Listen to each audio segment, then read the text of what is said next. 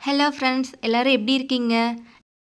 இன்னைக்கு பிரண்டையை வச்சு ரொம்ப ஈஸியாக எப்படி பொடி பண்ணலான்னு பார்க்கலாம் வாங்க. நான் இன்னைக்கு பொடி செய்ய ஒரு கைப்பிடி அளவு பிரண்டை எடுத்திருக்கேன்.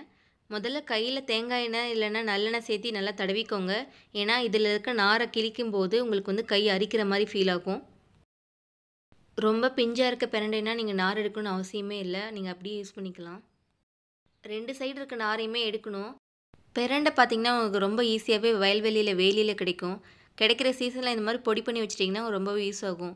இந்த பிரண்டையை சாப்பிட்றனால ஜீரண கோளாறு பிரச்சனைலாம் சரியாயிரும். குழந்தைங்க நிறைய பேர் பசியே எடுக்கல சாப்பிட மாட்டேன்னு சொல்லிட்டு இருப்பாங்க. அவங்களுக்குலாம் இந்த பொடியை வந்து அடிக்கடி கொடுத்து வந்தீங்கன்னா பசியின்மை கூட சரியாயிரும். இப்படி எல்லா பிரண்டையிலையும் நார் எடுத்ததுக்கப்புறம் பொடி பொடியாக கட் பண்ணிக்கோங்க.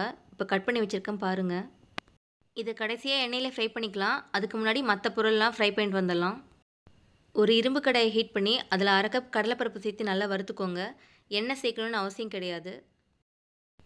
நல்லா கோல்டன் ப்ரௌன் ஆனதுக்கப்புறம் எடுத்து இன்னொரு பிளேட்டில் மாற்றிக்கோங்க.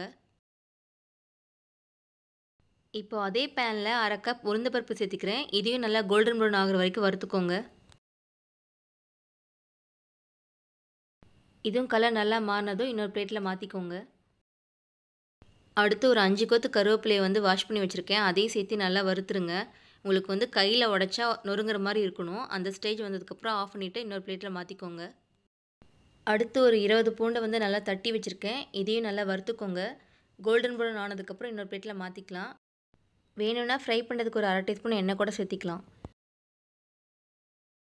அடுத்து இதே பேனில் ஒரு 5-6 வரமிளகா, 1 டீஸ்பூன் மிளகு, ஒரு 1/2 டீஸ்பூன் ஜீரகம், 1/4 டீஸ்பூன் வெந்தயம் எல்லாமே சேர்த்து நல்லா ரோஸ்ட் பண்ணிக்கோங்க.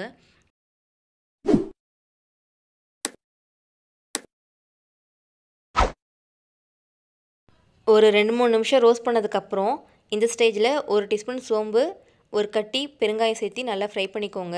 உங்களுக்கு வந்து அந்த பெருங்காயத்தோட ஸ்மெல் நல்லா வரும். அந்த ஸ்டேஜில் ஆஃப் பண்ணிவிட்டு இதையும் பிளேட்டில் மாற்றிக்கோங்க. அடுத்து அதே பேனில் ஒரு 3 டீஸ்பூன் கடலெண்ணெய் சேர்த்திக்கிறேன். எண்ணெய் நல்லா சூடானதும் நம்ம கட் பண்ணி வச்சுருக்க பிரண்டையை சேர்த்து நல்லா ஃப்ரை பண்ணிக்கலாம். இதை வந்து நம்ம லோ ஃப்ளேம்லேயே வச்சு ஃப்ரை பண்ணணும், இல்லைன்னா வந்து சீக்கிரம் தீஞ்சு போயிடும். பிரண்டையை அப்பப்போ கிளறி விட்டுட்டே இருங்க. ஒரு 5-6 நிமிஷம் ஆனதுக்கப்புறம் கலர் லைட் ப்ரௌனாக மாறி இருக்கும். இந்த ஸ்டேஜில் ஒரு லெமன் சைஸ் புளியை வந்து நான் வாஷ் பண்ணி வச்சுருக்கேன். அதையும் சேர்த்து நல்லா ஃப்ரை பண்ணிக்கலாம். கலர் நல்லா கோல்டன் ப்ரௌன் ஆனதுக்கப்புறம் நம்ம ஸ்டவ் ஆஃப் பண்ணிவிட்டு இதையும் ஆற விட்டுறலாம்.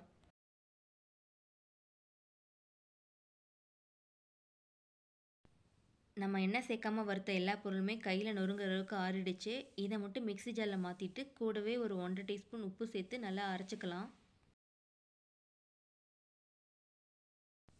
எல்லாம் நல்லா அரைஞ்சிருச்சு. இப்போ இந்த ஸ்டேஜில் நம்ம வறுத்து வச்சுருக்க பிரண்டையும் சேர்த்து அரைச்சிக்கலாம். அவ்வளோதாங்க, ரொம்பவே ஹெல்த்தியான பிரண்டை பொடி ரெடி ஆயிடுச்சு. இது எப்படி இருக்குன்னு வீட்டில் ட்ரை பண்ணிவிட்டு ஃபீட்பேக் சொல்லுங்கள். இதே மாதிரி இன்ட்ரெஸ்டிங் ரெசிபிஸ் வேணும்னா என் சேனலை லைக் பண்ணுங்கள், ஃபாலோ பண்ணுங்கள், மறக்காமல் சப்ஸ்கிரைப் பண்ணுங்கள். தேங்க்யூ.